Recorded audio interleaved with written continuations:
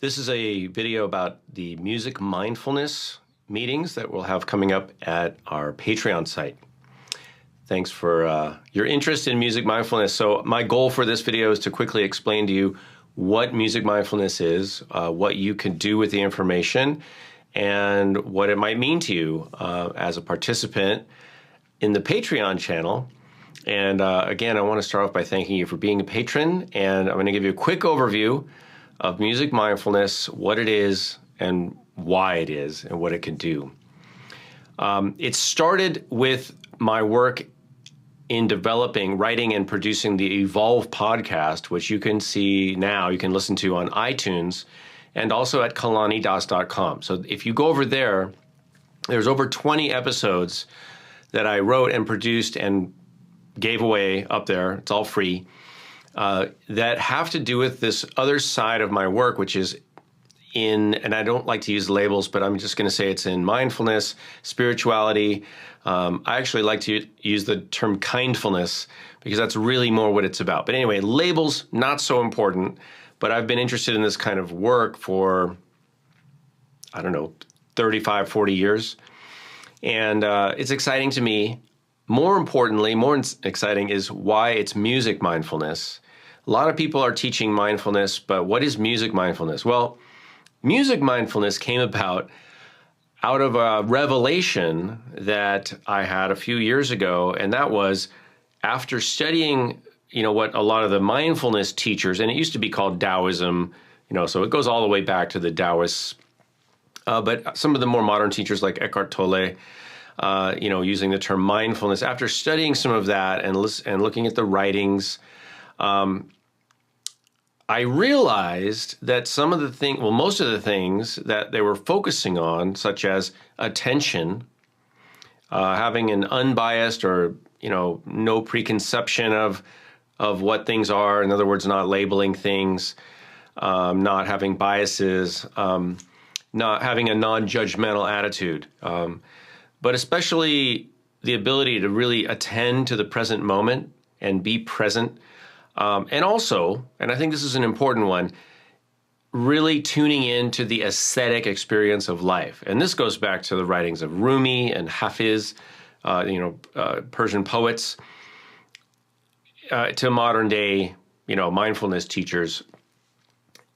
I realized that what they were really describing is what I do and what we all can do as musicians. I realized I was already doing these things, very much tuning into the music, the sounds, the sensations of playing music, either with myself or with others, through improvisation, developing resiliency, acceptance, creativity. So already practicing a lot of these things. So I feel like I've already been practicing that, mindfulness in a lot of ways. But what is really exciting to me is that I think the musician, who historically have usually been shaman and healers and the people that other people would go to for some sort of help, already know about all this stuff, and we already do it.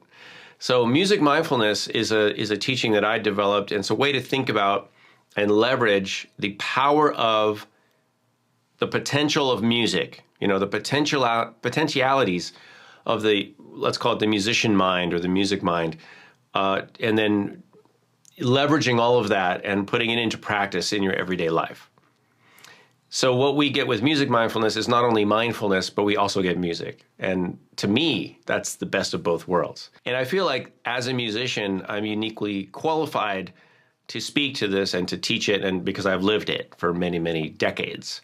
So I'm going to go over what music mindfulness is, so you can decide if you want to participate or not. I've got a slide to help give you some visuals, but I'm using music as an acronym, so here it is. And as you can see, we're talking about the M, and and there's different ways you could label these things, but the M in music mindfulness is for the idea of managing your thoughts. And when I talk about managing thoughts, I'm not talking about controlling your thoughts or, forcing particular thoughts or denying other thoughts. You know, we're not talking about thought control. We're talking about accepting your mind as a really creative organ in your body that's really good at solving problems and loves to figure puzzles out. You know, that's what your mind does, your brain. And it's really good at that. It's a human mind. One TED Talk speaker said, your mind is zizzing all the time. I love that word. Your mind is busy, and that's okay. And these are in the podcast. I've already talked about these things. We don't want to make what some people call monkey mind, right? That kind of busyness of your mind. We don't want to make that wrong, because that is how your mind is designed. So first of all, we're not making it wrong to have a bunch of thoughts. We're just saying, given that I do have a bunch of thoughts, how can I better use them? How can I get better at managing those thoughts so that they don't overwhelm me, so that I don't feel overwhelmed by my own thinking? And that is the skill. That's something that we can all do, we can develop. And I wish we had had this conversation when we were younger, preteen, if you will, even, upper elementary school. I wish somebody had warned us about this. We like to celebrate our thinking. We celebrate achievement. We celebrate academics. And those are all good things. But we don't often train people early in life to know how to put the brakes on or to manage their thinking in a way that is really functional and useful and puts our mind in perspective. So that's what the managed thoughts part is about. The U is for unbiased perspective. And in my, of all podcast teachings, I've spoken about, the idea that we can start off with a viewpoint of something. Something comes into our view. We have a viewpoint. That is a perspective of looking at something. But that if we don't change our perspective, or we're not entertaining different viewpoints, if we're not looking at something from different angles, so we can really see the totality, we can get stuck in a particular perspective, and then we take a position.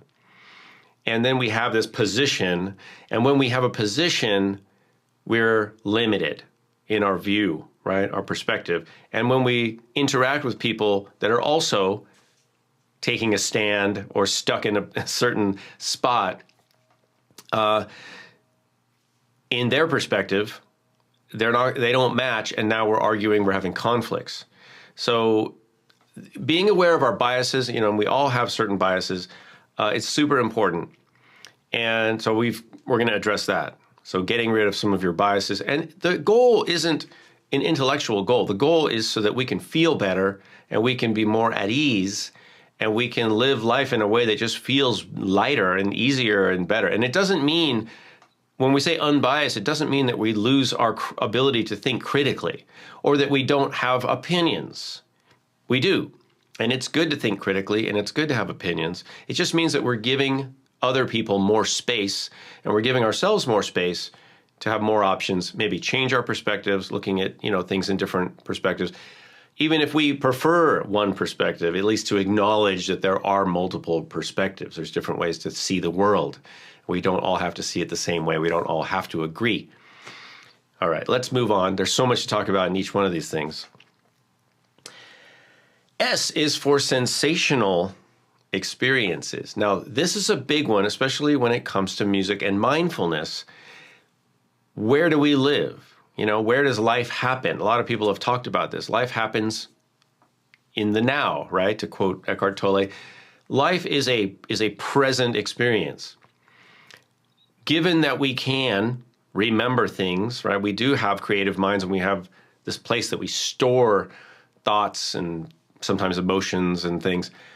We can remember the past, right? We all know that. And we can imagine the future, but those are where people get a little tripped up, right? We think too much about the past, or we have regrets, we have grudges, we have trauma. Those are all past-based thinking, and we pull that in. You guys know this. I know you know this. We pull all that stuff from the past. We relive it a lot. We're really reliving trauma. We're thinking about a lot of stuff all the time. It's just not, it's not healthy. It's not healthful. It doesn't serve us. So what we want to do is expand the amount of, present that we have in our life. Same with the future. When we think about the future, we can, look, it's fine to imagine, it's fine to dream, but when we're doing it in a way that we're thinking about what could go wrong, or we're, thinking about things we don't want, worrying, in other words, that's not good. That's not a good habit to be in. Now, of course, lots of people have talked about these things. How do we reduce worry and regrets? How do we reduce, past and future thinking? And my basic philosophy is we do more things that are grounding us in the present, which, how do we do that? We do it by tuning into our senses. And so when I say sensational, I don't mean like, ta-da, it's sensational that way. I mean, it's sensible, sensational. It's sensory-based. And there's evidence of a lot of teachings of that. What's the number one way that people suggest that most of us ground ourselves in the moment? Pay attention to your breath, right? How many times have you heard that? That's all I'm talking about. That's one example of people focusing on the sensation of breathing. In other words, that's a physical feeling, right? And it's a process of breathing in and out. That's one example, but there are so many. And just the process of making music, I would argue, is sensory-based. Because music happens in the present, right? Even if you're listening to music, it's happening in the now. So tuning into what we're feeling, what we're hearing, what we're seeing, what we're touching, what we're smelling, what we're tasting, all of our senses. Rumi spoke to this. We love Rumi's poetry, right? And also Hafiz, talking about savoring, the flavors and the smells and the sights and sounds of the world, and just being drunk with the beauty of the world. And that's something that music and arts in general, dance, visual art, music, poetry, everything, it does so well. It helps ground us, but not just ground us in a mechanical way, but in an aesthetically beautiful way. And that also really points to another, I'm going to talk about values in a second, but something I value, which is beauty. I want more beauty in my life on every level. I'm not talking just about classic beauty, but the awe of nature, the beauty of nature, the beauty of relationships, the beauty of just feeling alive. So these are all things that we're going to explore in the sensation aspect of music mindfulness. The I is for identify values. And this is where we get into personalizing the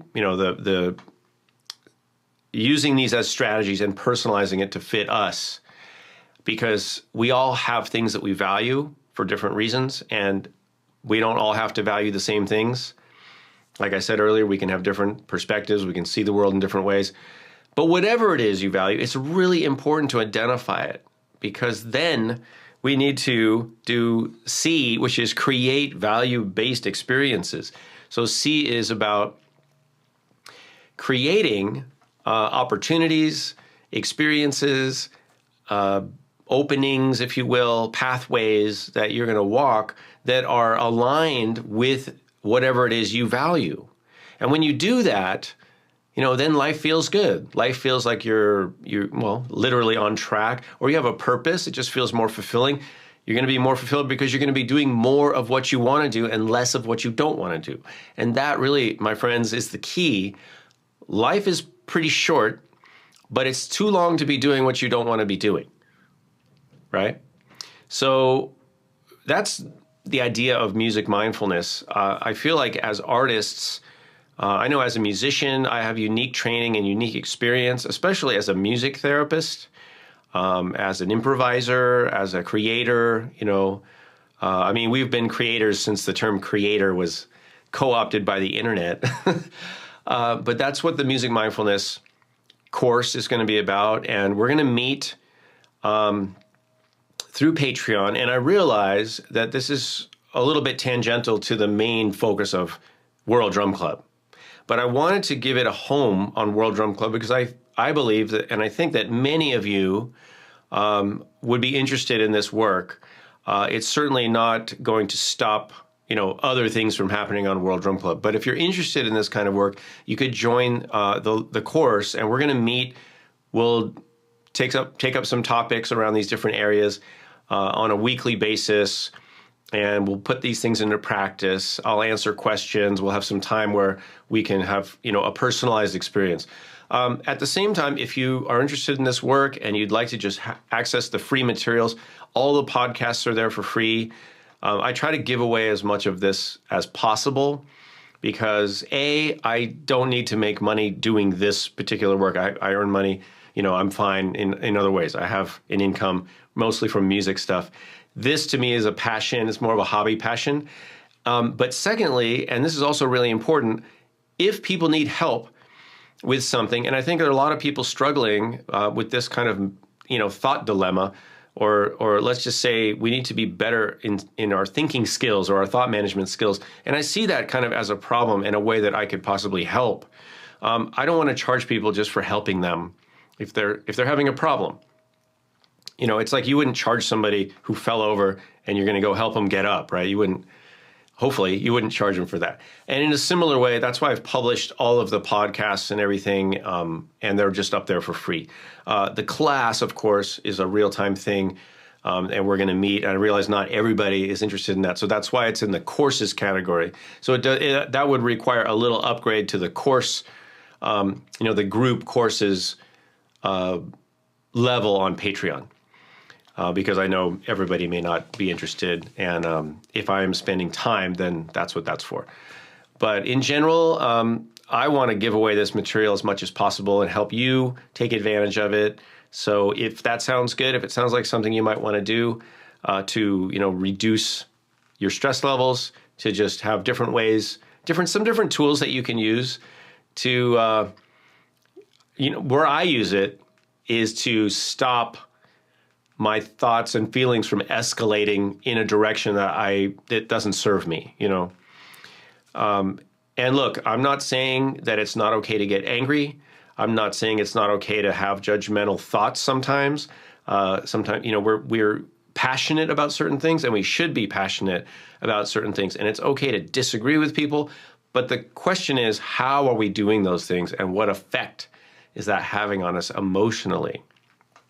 I believe we can still think critically. We can still have opinions. We can still, have political discussions. We can talk about anything, but there's a way to do it that's manageable, that's respectful, that's functional, et cetera, et cetera. So I think we can do everything. We don't have to avoid engaging in life to live with a good feeling throughout our life. All right. Anyway, I'm talking a lot about this, and we'll talk more in the Music Mindfulness course. But that's what that's about. If you'd like to join, sign up for the group course level at Patreon. This will be a weekly class, and it will be recorded and put up there for all the class level or course level patrons. So if you can't make it to the live parts, don't worry, it's fine. I mean, all the information will be there for you. Okay, that's it. I'll see you guys soon. And I'll be announcing some other courses on our Patreon site as well. Thanks for watching.